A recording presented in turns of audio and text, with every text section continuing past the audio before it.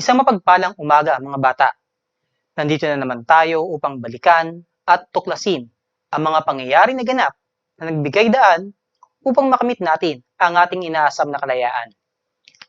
Ngayong umagang ito ay ating tatalakayin ang pagsusumikap ng mga Pilipino sa pagtatatag ng nagsasariling pamahalaan.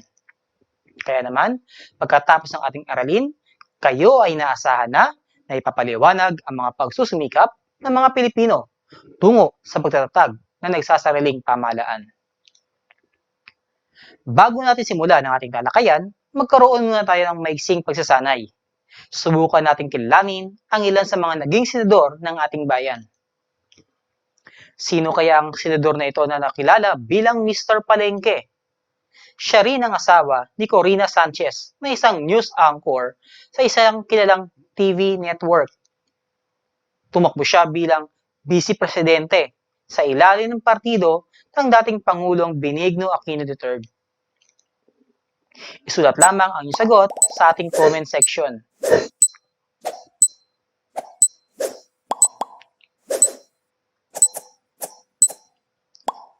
Tamang sagot, Mar Rojas. Ang kanyang tunay na pangalan ay Manuel Araneta Rojas II. Sumunod, sinong senador kaya ito na nakilala bilang pinakabatang naging senador ng 12th Congress at asawa ni Congresswoman Vilma Santos? Isulat lamang ang sagot sa ating comment section.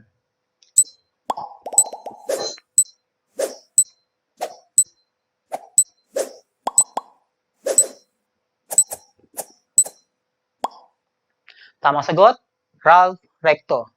At ang panghuli, sinong senador naman ito na kilala sa pangalan na Serge Osmeña? Nakilala rin siya dahil sa pagiging piskal na walang kinakatakutan at nakulong noong panahon ng martial law. Sino siya? Isulat ang iyong sagot sa ating comment section.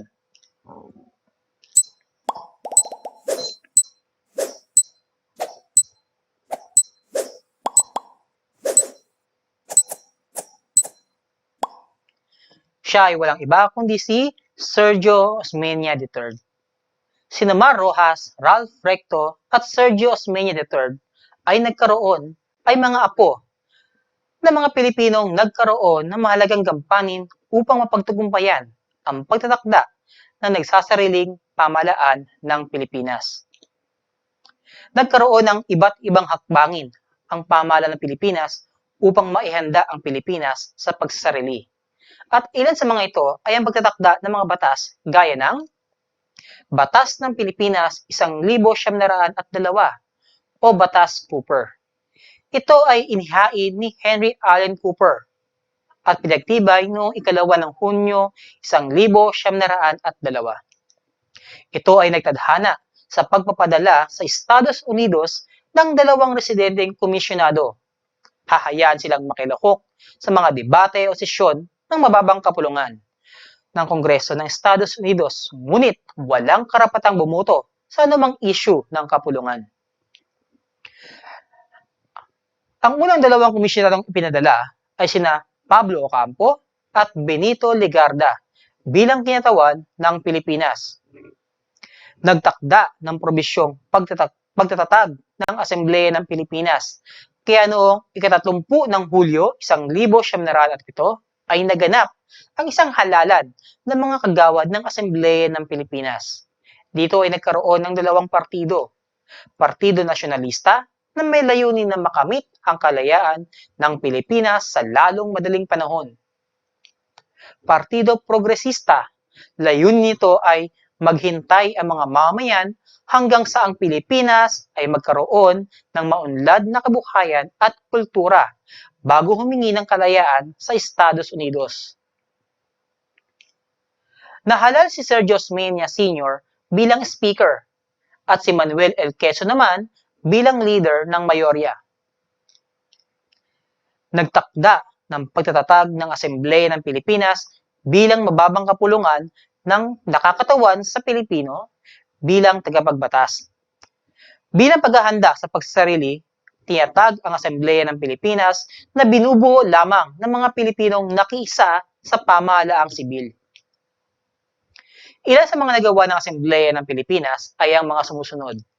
Una, pagtatatag ng isang bangko para sa mga magsasaka.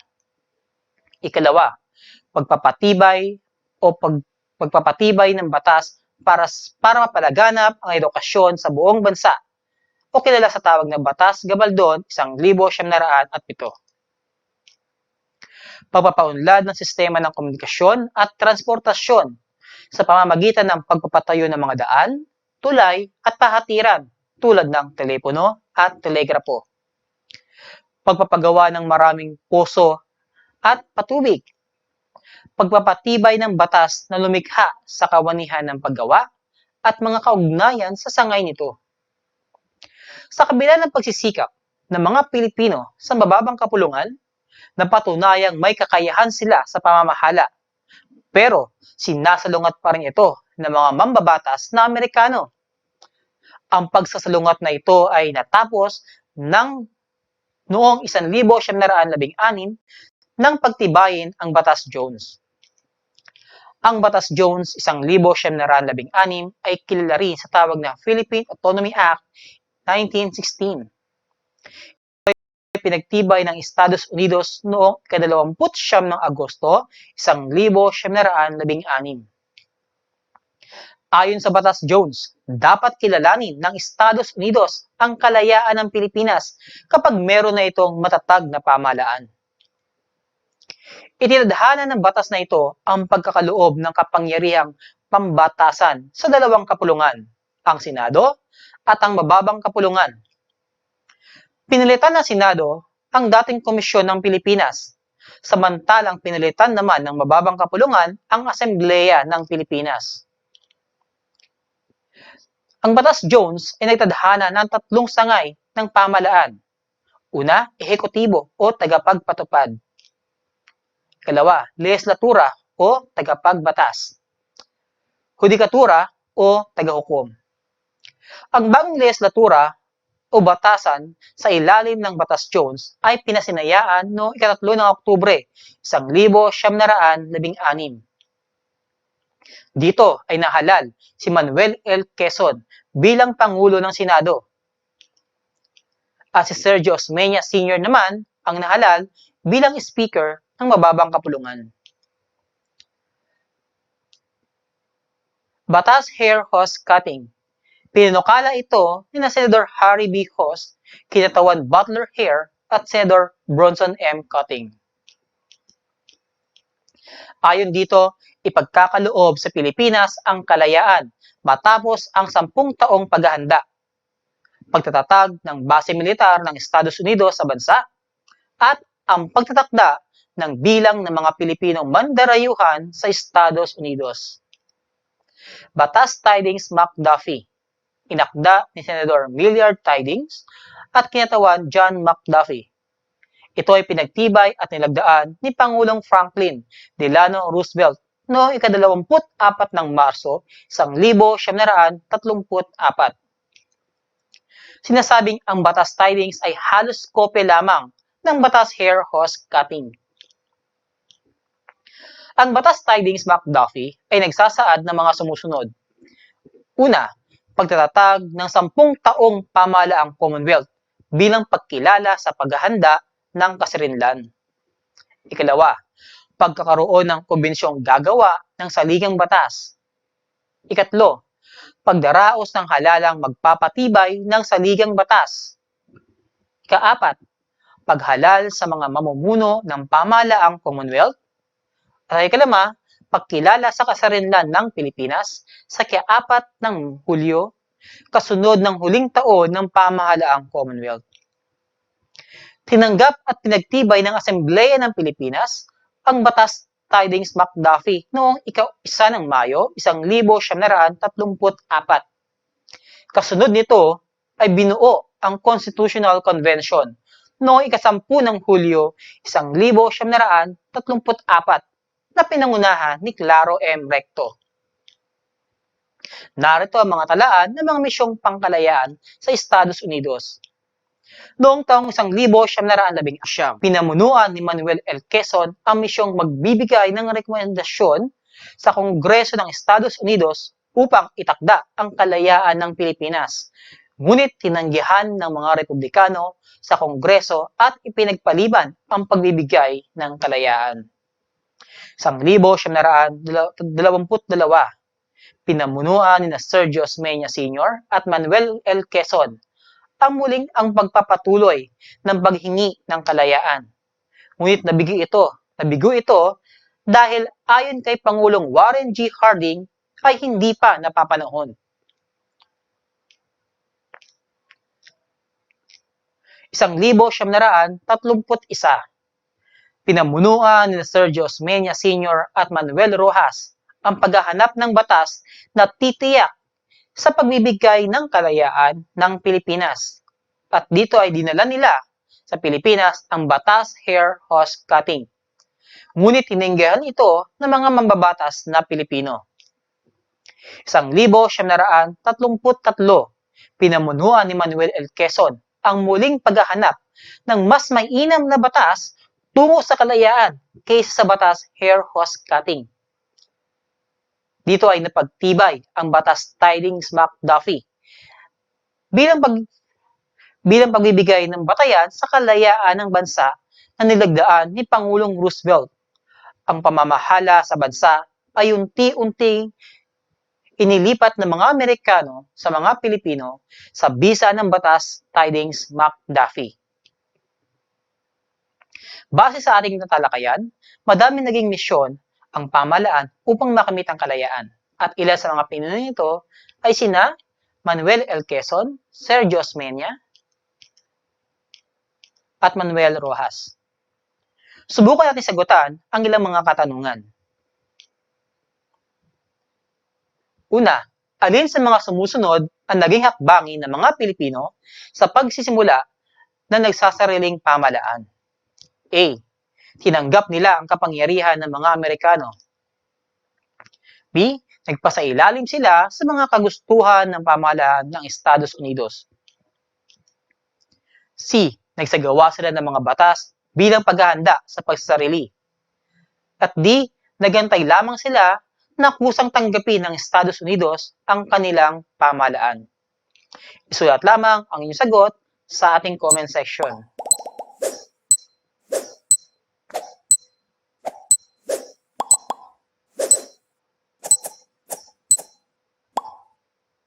Tamang sagot ay letter C.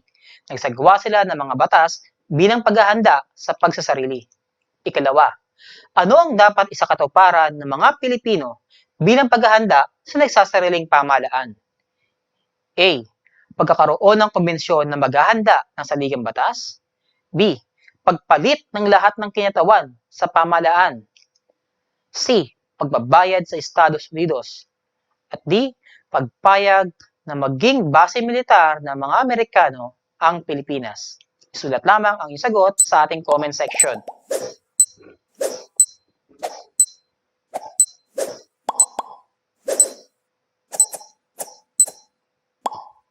Ang tamang sagot ay letter A. Pagkakaroon ng konbensyon na maghahanda ng saligang batas. Ikatlo, sino sa mga sumusunod ang hindi bahagi ng mga misyon para sa pagsasarili ng pamahalaan?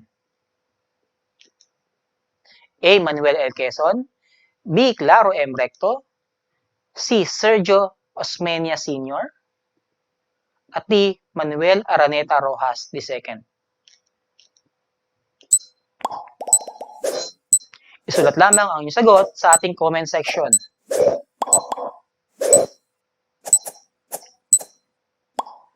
Tamang sagot ay letter D. Manuel Araneta Rojas II. Ikaapat, anong batas ang nagpatibay para sa kalayaan ng bansa na nilagdaan ni Pangulong Roosevelt? A. Batas Jones, B. Batas Tidings-McDuffie, C. Batas Hair Horse Cutting, at D. Batas Cooper. Isulat ang sagot sa ating comment section.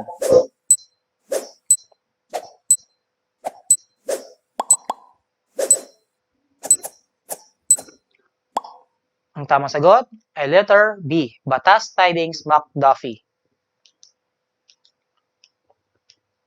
Ikalima, Alin ang hindi totoo sa mga sumusunod na pangyayari? A. Nagbayad ng malaking halaga ang Pilipinas sa Estados Unidos upang mahikayat silang tanggapin ang pamahalaan ng Pilipinas. B. Nagsagawa ng mga batas ang Pilipinas bilang paghahanda sa nagsasariling pamahalaan. C. Nagpatuloy ang mga misyon sa Estados Unidos kahit na madami dito ay nabigo. D.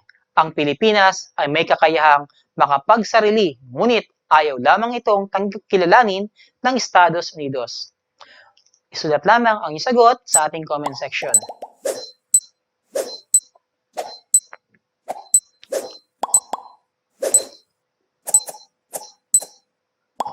Tamang sagot ay letter A. Nagbayad ng malaking halaga ang Pilipinas sa Estados Unidos upang mahikayat silang tanggapin ang pamahalaan ng Pilipinas. Ngunit balikan natin ang ating mga natutunan ngayong araw na ito. Batas ng Pilipinas 1902 o Batas Cooper. Ito ay inihain ni Henry Allen Cooper. Pinagtibay ito noong ika-2 ng Hunyo 1902. Nagtadhana sa pagpapadala sa Estados Unidos ng 2 residenteng komisyonado. Pagtatakda ng Asambleya ng Pilipinas bilang kinatawan ng mababang kapulungan. Ito ay binubuo ng mga Pilipinong nakiisa sa pamahalaang sibil. Ilan sa mga nagawa nito ay ang Batas Gabaldon 1907. Ito ay tungkol sa pagpapatayo ng mga paaralan sa buong Pilipinas. Napagtibay din ang mga batas tungkol sa pagpapaunlad ng sistema ng transportasyon at komunikasyon. Batas Jones. Ayon sa Batas Jones, dapat kilalanin ng Estados Unidos ang kalayaan ng Pilipinas kapag meron na itong matatag na pamahalaan. Itinadhana ng batas na ito ang pagkakaloob ng kapangyarihang pambatasan sa 2 kapulungan, ang Senado at ang mababang kapulungan. Si Manuel L. Quezon ang Pangulo ng Senado, si Sergio Osmeña Sr. naman ang Speaker ng mababang kapulungan. Batas Hair Hose Cutting. Pinanukala ni Senador Harry B. Hose, kinatawan Butler Hair at Senador Bronson M. Cutting. Batas Tiding McDuffie. Iniakda ni Senador Millard Tydings at kinatawan John McDuffie. Ito ay pinagtibay ni Pangulong Roosevelt at naging batayan ng kalayaan ng Pilipinas. Ngayon ay dumako naman tayo sa pagsagot ng ilang mga katanungan. Bakit nabigo ang ilan sa mga misyon para sa pagsasarili ng pamahalaan ng Pilipinas? Ito ay dahil sa ayaw pang tanggapin ng Estados Unidos na may kakayahan ng Pilipinas na makapagsarili o makapagtayo o makapagtatag ng sarili nitong pamahalaan. O ayaw kilalanin ng pamahalaang Amerika o ng Estados Unidos ang pamahalaan ng Pilipinas. Anong batas ang naging batayan upang kilalanin ng Estados Unidos ang pamahalaan ng Pilipinas? Ito ay ang Batas Tidings, ngunit meron silang kailangan pang gawin. Ito ay ang pagpapagawa o pagsasagawa ng saligang batas. Dito nagtatapos ang ating talakayan. Bukas ay magkakaroon muli kayo ng classroom discussion sa inyong mga guro sa Araling Panlipunan. Muli ako ang inyong guro na nagsasabing matuto sa kasaysayan upang hindi maulit ang pagkakamali ng nakaraan. Paalam!